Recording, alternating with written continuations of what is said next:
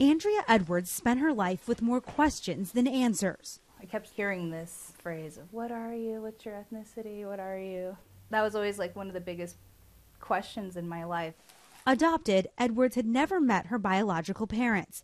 Her adoption papers said she was of Italian descent, but she wasn't convinced. I had always felt different, and I knew I was brown. I have like this kind of hair, which is different from, Caucasian hair. Last year, on a whim, she bought a genetic test from 23andMe, a Silicon Valley company that says your DNA can reveal your ethnic makeup with just a tube of spit in about 8 weeks. 5 million people have already done it. I think that every technology, it takes a while for adoption. Now it's suddenly become relatively normal. People share their stories online. In addition to ethnicity, 23andMe tests your risk for certain diseases, including Parkinson's, breast cancer, cystic fibrosis, and late-onset Alzheimer's disease. We're big believers in that the more I can educate you earlier in life, the more you're actually going to have information to try and prevent a condition.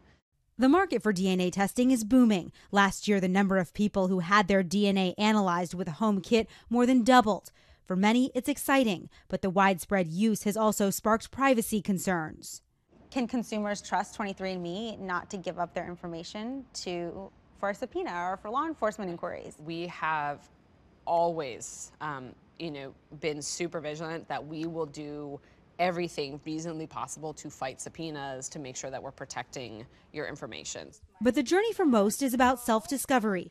Edwards found out nearly 40% of her DNA points to African ancestry, answering lifelong questions and leading her to her biological father and new extended family.